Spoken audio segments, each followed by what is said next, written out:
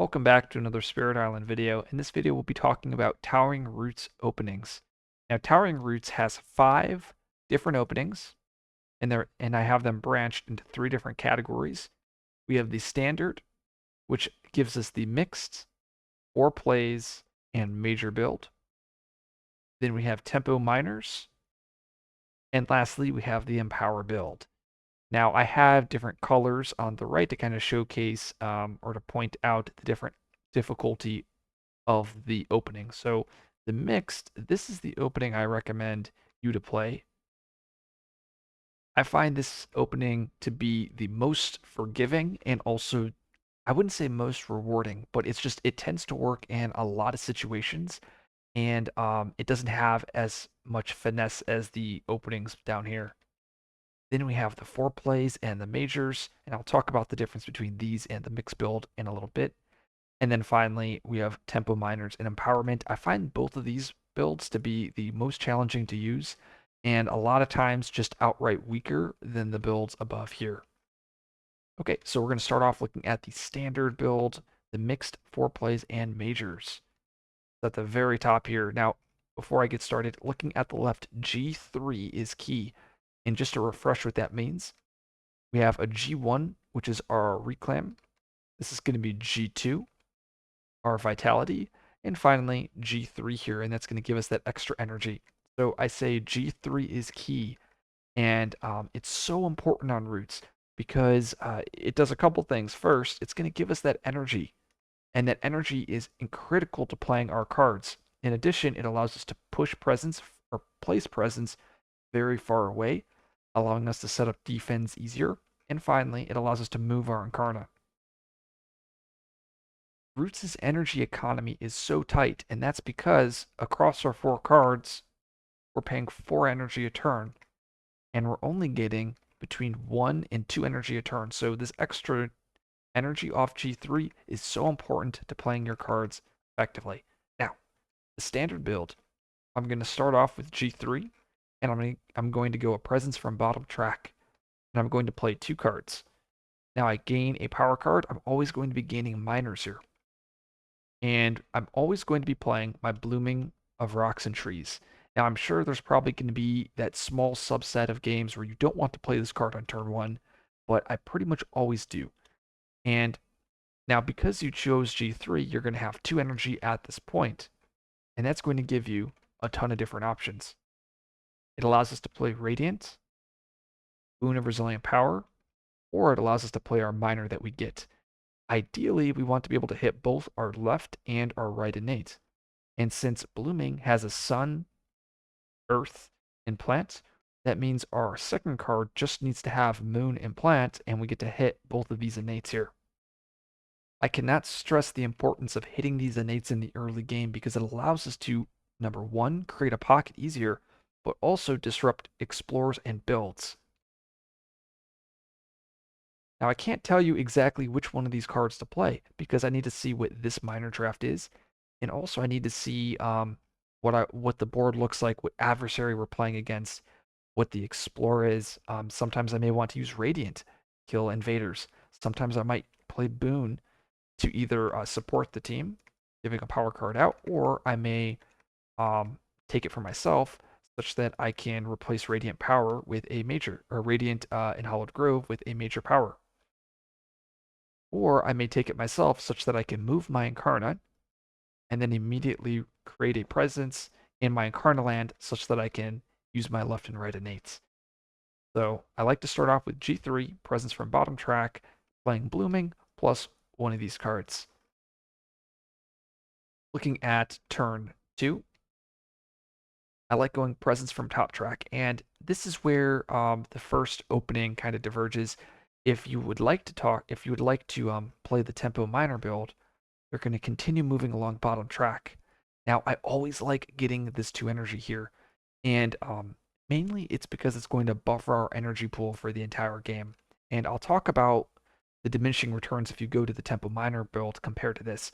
But I find this energy is so important to playing your cards very efficiently, as well as it gives you the opportunity to flex majors if you need to. Now, I want to be playing Entwine the Fates of All this turn, and that's because I want to defend one of my lands. Ideally, I played a Vitality last turn, defending a land, and then now I'm going to be playing an actual defend card to defend the other land. And you'll notice I have the moon, earth, and plant, so all I need is a sun and a plant, and I once again can hit both of my innates. I could play Radiant, Boon of Resilient Power, or I can play one of the two minors, the minor I drafted last turn, and the minor I drafted this turn. Oh, and remember, I'm choosing G3 again. Remember, G3 is key. And what card I play is depending on how I can, or depending on if I can hit these innates. Now, I'm focusing so heavily on these innates, but sometimes you might not need to hit them this turn. And once again, it's going to come down to the board state. Do you need to hit the innates? Can you afford to play off element? And those are things that you'll have to weigh every turn when you're playing the spirit. Another thing that you can do with the spirit is instead of going for the 2 energy, like I said, you can play that tempo minor build. But what I'll do is sometimes I won't do the tempo minor build, but I'll grab the sun first because I might need a sun to hit these innates. That means all I need is for this last card to have plant, and I can play it to hit my innates. And the trade-off is obviously 1 energy or both of these innates. Okay, and now this is where we are going to diverge into the 2 different builds here. And that is, I'll pull this up here. Go. And this is where if we choose to go top over here, this is where we're going to get the mixed and 4 plays. And if we choose to go bottom over here, this is where we're going to get the major power build. Let's focus on the major power build first. So instead of going bottom track, I'm going to go top track. Once again, either choosing G3 or I'll be choosing G1. And what I do this turn is largely going to depend on, once again, the explorers, the adversary, the board, as well as my 2 minor drafts. And then finally, on turn 4, I'm going to G3 again, likely. So this turn, I'm definitely G3ing. This turn, it might be G1, G3, depending on what's going to happen. I guess this turn is actually G1, G3. It just depends on what I do on the previous turn.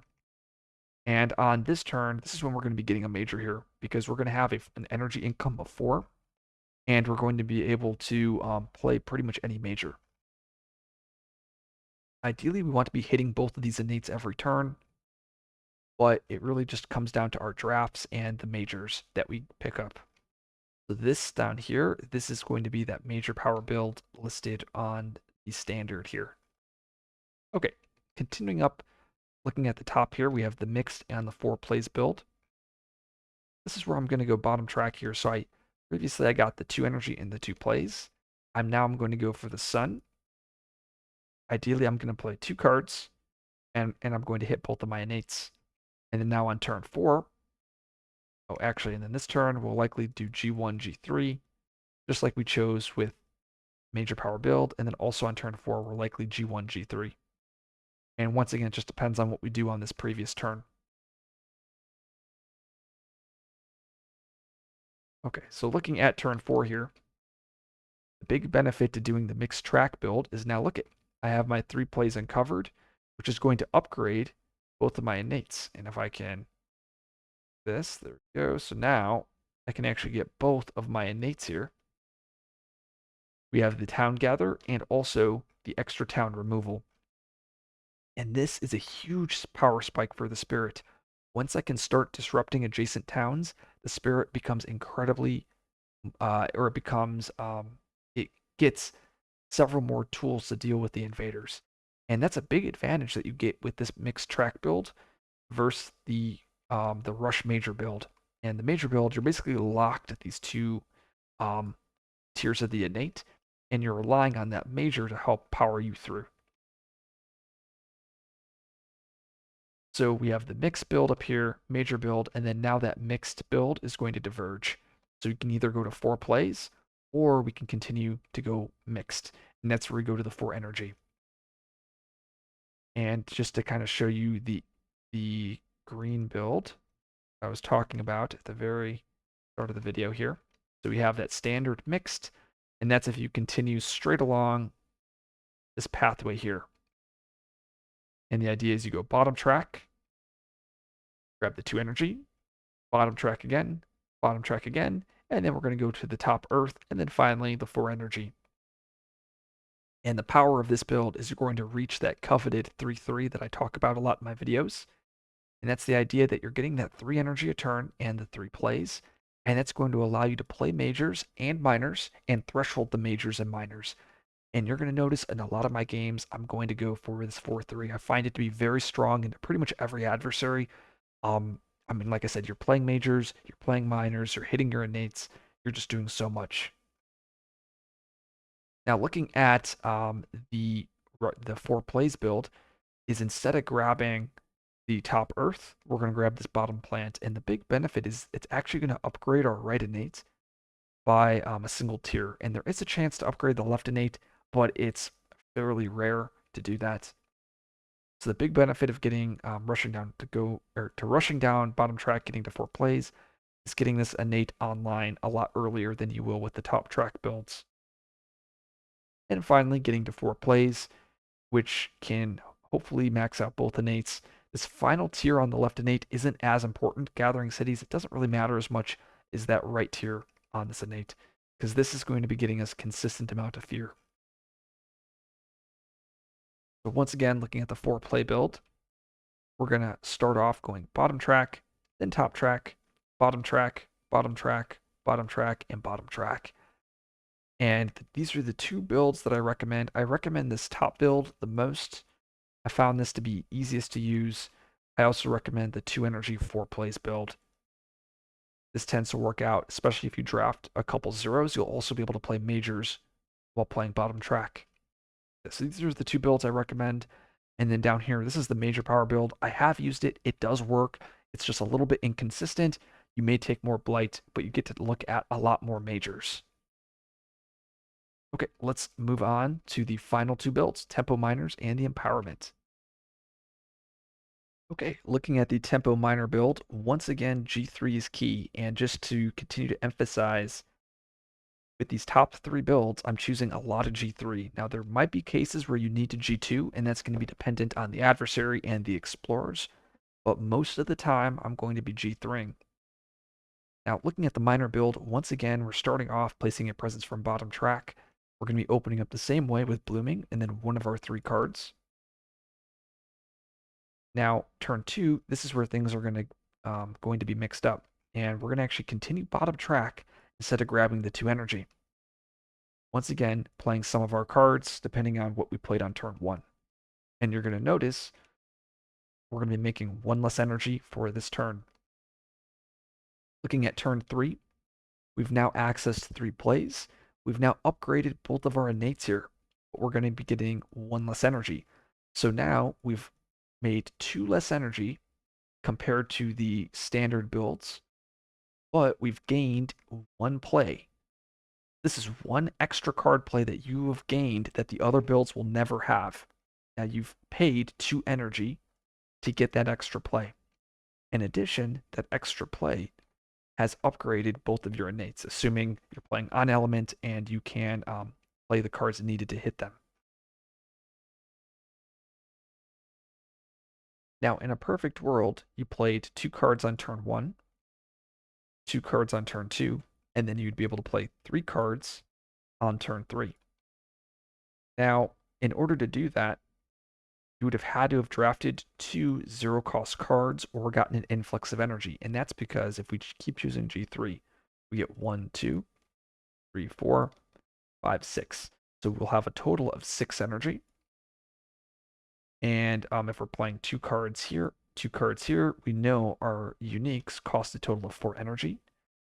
That means for this final turn, we're only going to have 2 energy to play our cards.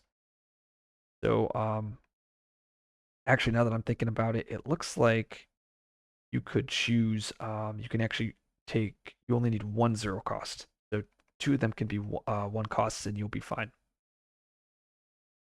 Okay, so turn 3, likely you'll either reclaim this turn or you'll reclaim on the following turn. Now we're going to continue going bottom track, getting that plant, upgrading our innates at the price of an energy, and then finally we're going to get to 4 plays, and this is going to be on turn 5 here. Costing another energy, but gaining an extra play, and this is an extra play that the mixed builds do not get.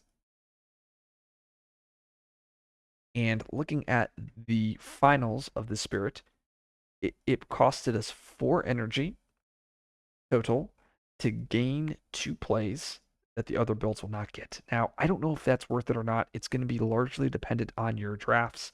If you draft like Gift of Living Energy, maybe Gift of Constancy, maybe there's some good zeros like Enticing Splendor, cards like that that are on element, hit your innates, and they're free that also disrupt the board. It might be very good.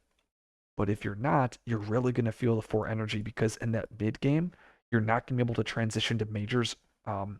It won't flow naturally because what will end up happening that I've found with this build is once you start going top track, you're going to be so energy starved and you're only going to have between roughly, you'll have your 4 uniques and then you'll have about 3 to 4 minors. You're going to be playing your cards, but your income is only going to be 2 energy a turn for a couple turns. So you're not going to have the energy needed to actually play everything. So I find that when players do this build, tempo minor build, things can go horribly wrong. Like you can find yourself starved for energy and then you end up wasting the card plays. Like you won't have the energy to pay or to play all 4 cards. You might only play 3 cards because you need to save the energy. So you've gained the card plays earlier, but you end up sacrificing it later. And that's why I have this as a red. I don't think the build is bad. I've made the build work in plenty of matchups. It's just very dependent on your drafts that you get in the early game. Like if you get like the perfect on element 0 cost cards, it won't matter. But if you start drafting a couple ones, this build just doesn't work. It just dies because you need that extra 4 energy. Oh, and this is also assuming you choose G3, right? If you ever choose G2 while doing this build, it just doesn't work, right? Because now you have a total of 3 energy by turn 3. And like I said, your cards cost 4 energy, so you can't even play your starting uniques. So like I said earlier, G3 is key. Okay, let's look at the final build, the empowerment build. You'll notice I'm actually missing the G3 is key reminder here, and that's because when we're doing the empowerment build, we're going to be G2ing on turn 1 instead of G3ing. Shocker. Okay, so let's talk about empowerment and what it does. So for Roots, Roots empowers when the Incarna is in a land with 3 vitality or more. Once the Incarna is empowered, it skips all build actions at the empowered Incarna. So the value of the empowered Incarna is it gets to skip builds. And the earlier you empower, it means the more builds you possibly can skip. Now, a lot of players, they see this and they're like, yes, let's empower every game. And I'm telling you that that is a trap. You rarely want to empower with the spirit. And that's because the energy is so important. Now, you might say, well, oh, I'll just empower later in the game. Well, the problem is if you empower, let's say turn 5, turn 6, you're likely only going to skip 1 or 2 builds max with it. And I don't think the value is worth it if you're going to empower in the late game, which means empowering in the early game is really the only option. And that's why this is the strategy that I'm going to mention here. Okay, so the empowerment build, we're going to start off with G2, and we're going to play our 1 card, Blooming, and you'll notice, oh wait, we can't play Radiant, and that's right. So if we want to do this Rush Empowerment build, we can't play Radiant at all on turn 1, and that's because we don't have the energy from G3. Now you might say, well, okay, we'll go top track then. Well, now if I go top track, I'm missing both of my innates, and I'm not playing Blooming. And if I'm not playing Blooming, it means I can't empower on turn 2. So it ends up you end up having to play Blooming plus one of these cards here. Now looking at the next turn on turn 2, I want to play my defend, and I have to G2 again. So I placed Blooming, I targeted myself, putting a Vitality in my Incarna. So now I have my Incarna here with 2 Vitality, and then on turn 2, I'm choosing G2 again, getting a 3rd Vitality, empowering the Incarna. Well, you'll notice that I'm only going to have 2 energy this turn, because I'm going to go top track. And once again, I can't play my Radiant, because likely I will want to be playing my Entwine the Fates of All this turn. If I'm playing this card, I don't have the 3 energy needed to play this card plus this card. So really, you only can play Entwine plus one of your minors, or you can play Radiant plus one of your minors. If you play Radiant, that minor has to cost 0. Now, looking more at the empowerment here, it's going to cost us 2 G3s. So in order to empower, it's going to cost us 2 energy, and it's going to cost us +1 blight. Now you might be saying, wait, it's going to cause you a blight? Well, what I mean is, whenever you play Blooming, you're usually playing this card in a land that's going to stop a blight immediately, usually the following turn or in 2 turns. With this specific build, you have to play Blooming to add a vitality to your Incarna land. So if I'm playing Blooming on F5, and let's say it's mountain, or actually let's say it's jungle here, that means I'm likely going to be taking a blight on F2. Now this is actually a bad example because the vitality would stop this, and maybe I choose to defend my F2. But I'll show you a different example. What if it looks like this, right? So it's Sand starting. We're playing against England, and now Sand's built. And now this is my board here. And normally I'd place like my Blooming, I'd place like here to stop this blight. Well, now I can't because I want to empower my Incarna. So it's costing me 2 energy, and it's costing me a blight that's going to be taken on F8. Now you might be saying, well, wait, that vitality is going to matter. Look, you have 3 of them here. Eventually you'll make up that blight. Well, in a way, you might be right, but the odds of this jungle coming up 3 times is extremely low against most adversaries. Think about it. An inland land, it doesn't matter what land it is, a maximum can come up 5 times an entire game. Now, of course, there's going to be some exceptions. Maybe you're playing against Russia or HME, where it can come up a little bit more. But for most lands, or for most adversaries, it's only going to come up 5 times. Once in stage 1, once in stage 2, and then a maximum of 3 times in stage 3. And that's assuming you hit all 3 of those stage 3 cards. So if I'm playing against France, it's very rare that I'm going to use all 3 vitality. Now, like I said, there are going to be some small games where you will be able to use up all 3 vitality, but from my perspective and from in my experience, those games are very far and few between. Even in the videos that I've recorded for the Spirit, in the games that I've empowered, I think I think it's only been like 1 to 2 vitality are still left at the end of those games in my starting Incarna land. So like it's vitality that I technically wasted. You might be saying, well, wait, why should anybody ever empower?